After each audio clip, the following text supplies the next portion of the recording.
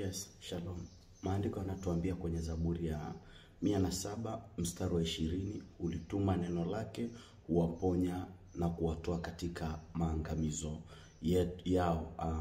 Watu wa Mungu ana kawaida ya kulituma neno kwenye maisha ya watu, na neno linalozungumziwa hapa ni kusudi la Mungu. Mungu ana kawaida ya kuyatuma makusudi yake kwenye maisha ya watu. Mungu ana kawaida ya kutuma kusudi lake kwenye maisha ya watu. Kusudi la Mungu ni wewe kupata ndoa, ni wewe kuoa, ni wewe kuolewa, ni wewe kupata fedha, ni wewe kuwa na biashara nzuri, ni wewe kuwa na mafanikio, ni wewe kuwa na afya njema.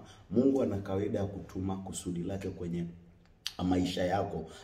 Watu wa Mungu, kama Mungu ana kawaida kutuma kusudi lake kwenye maisha yako, Mungu anapolituma hilo kusudi, huwa analipa pia na nguvu, analiwekea nguvu, analipatia uwezo wa kuweza kutimiza yale makusudi yake. Mungu anapotuma kusudi, huwa linakuja kwenye maisha ya mtu, huwa linakuja kwenye hatima ya mtu, likisubiria kutimiza kile kitu ambacho Mungu alitaka hilo kusudi lifanye. Kusudi la Mungu ambalo amelituma kwenye maisha yako, lile kusudi litafanikiwa ikiwa maisha yako au ikiwa hatima yako itakuwa na mambo mawili. Maisha yako yatakuwa sawa, maisha yako hayatakuwa na complication yoyote ile.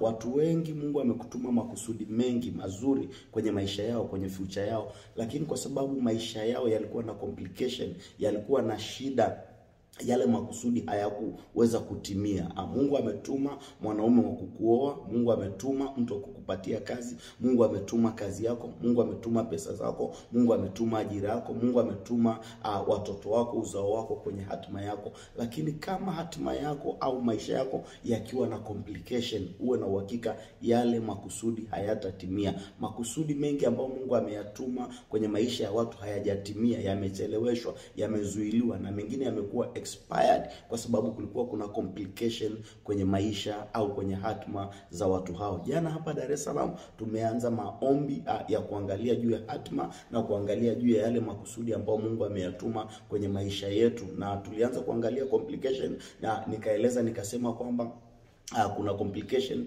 zinazotokana na vizazi ambazo zinaweza zikazuia yale makusudi ya Mungu. Kuna complications zinazotokana na uchawi, na nikasema leo nitakwenda mbali zaidi, nitataja aina 15 za uchawi ambazo zinaweza zikazuia makusudi ya Mungu kwenye maisha ya watu.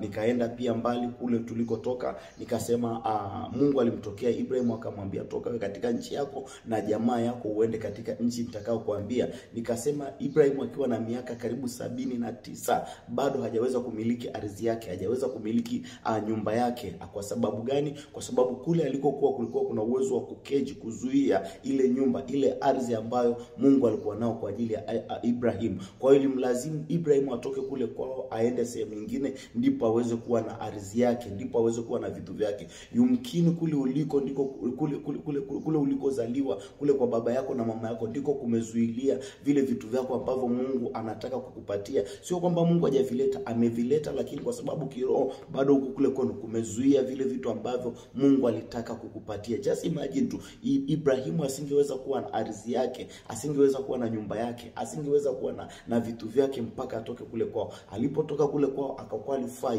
kuweza kupata sasa ardhi yake. Ardhi yake ilikuwa imezuiliwa na kule alikokuwa. Wakati mwingine jana nikaenda mbali kuhusiana yale mafunuo ya yule dada, nikasema kuna maono niliyapata.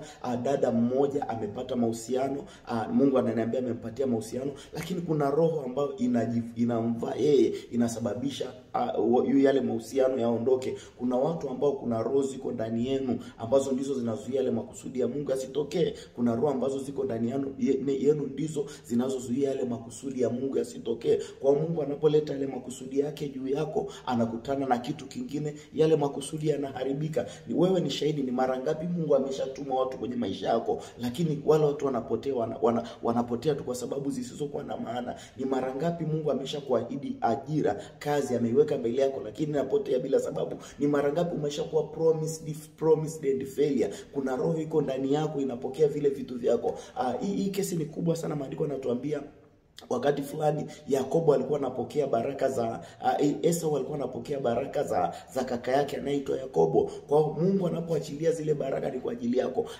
Akikutana na roho nyingine, zile baraka zinapotea au zinaenda kwa mtu mwingine. Natamani leo hapa Dar es Salaam kuanzia saa 12 jioni mpaka saa 2 usiku tuanze kushughulika na complications zilizo kwenye maisha yetu zinazozuia yale makusudi ya Mungu yasitokee. Hizo complication nataka tuanze kushughulika na zile zinazotokana na kule tulikotoka, kwenye ardhi tuliotoka au ardhi tunazoishi, maeneo tunayoishi, maeneo tulikotoka. Kama kuna complication yote, kuna kizuizi chochote kile, watu wa Mungu, kuna uwezekano kutokuolewa kwako au kutokuoa kwako kunatokana na kule ulikotoka au pale unapoishi. Kuna uwezekano kabisa wewe kukosa ajira leo, wewe mambo yako kuwa magumu, biashara yako kutokwenda, sababu hiyo ya kiroho inatokana na kule ulikotoka au hapo unapoishi sasa. Kuna uwezekano mkubwa maisha magumu ulionayo leo yanasababishwa na kule ulikotoka au hapo unapoishi leo. Kwa hiyo natamani leo tuwe na prophetic destiny service. Naomba ikiwezekana njoo na udongo wa hapo ulipo unapoishi, njoo na udongo wa pale unapofanyia kazi, njoo na udongo wa kule ulikotoka. Ikiwezekana beba kiwakilishi cha kule hapo unapoishi, hapo unapofanyia kazi, kule ulikotoka. Beba tuje tushughulike nacho. Hivi vitu watu wa Mungu kivizungumza, watu wanaweza wakafikiri kwamba huu ni uganga, huu ni uchawi, lakini maandiko yanatuambia siku moja Yesu alizungumza na mti, ule mti ukakauka. Watu wa Mungu, kuna miti inawawakilisha, kuna mawe yanawawakilisha sehemu, kuna udongo na kuwakilisha sehemu, kuna nyumba inakuwakilisha sehemu. Tunahitaji kuzungumza na hivyo vitu vikuachie. Watu wa Mungu, kama Yesu alizungumza na mti, ule mti ukasikia ukakauka, kuna mti unakuwakilisha sehemu fulani, ndio umefunga destiny yako. Ule mti ukifanya kitu fulani, wewe ndio unafanywa huko mjini. Kuna madhabahu ziko sehemu fulani, kuna picha inakuwakilisha sehemu fulani, kuna nguo inakuwakilisha sehemu fulani. Kama hatutashughulika na hivi vitu kiroho, watu wa Mungu, wakati fulani Yoshua, kuna mwanamke fulani kwenye Biblia anaitwa Debora. Debora aliongea, alizungumza na nyota zikaanza kushughulika na ile vita. Wakati mwingine tunaona jua halitakupiga mchana, jua lina uwezo wa kuzuia hatima ya mtu.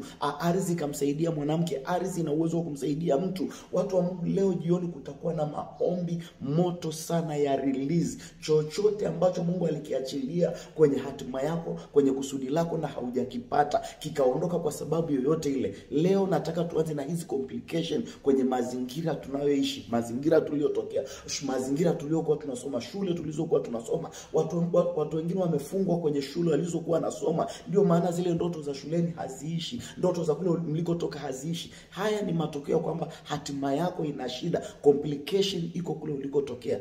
Please and please, watu wa Dar es Salaam, tukutane leo jioni saa 12, mahali ni Mbezi Beach, Goigi, ukumbi unaitwa Mateo, kuanzia saa 12 jioni mpaka saa 12 jioni mpaka saa 2:30 usiku. Hakuna kiingilio, ni bure kabisa. Nisaidie kushare, invite wengine, waambie. Kama kuna mtu yote unamfahamu yuko Dar es Salaam, mwambie baada ya leo asikose. Njoo na kiwakilishi cha pale unafanyia kazi, kwenye biashara yako, njoo na kiwakilishi cha kule ulikotoka. Ukiwezekana njoo na chumvi, nitakupa maelekezo. Njoo na chumvi, nitakupa maelekezo. Una picha mwanaume, mwanamke uliokuwa naye kwenye mahusiano akakuacha, njoo nao, nina kazi nayo usiku wa leo. Mahali ni Mbezi Beach, Goigi, ukumbi unaitwa Mateo, kuanzia saa 12 jioni mpaka saa 2:30 usiku. Shalom, nisaidie kushare. Mungu akubariki sana. Hakuna kiingilio, ni bure kabisa. Naona majira haya ni kwa ajili ya mtu. Shalom, shalom, shalom.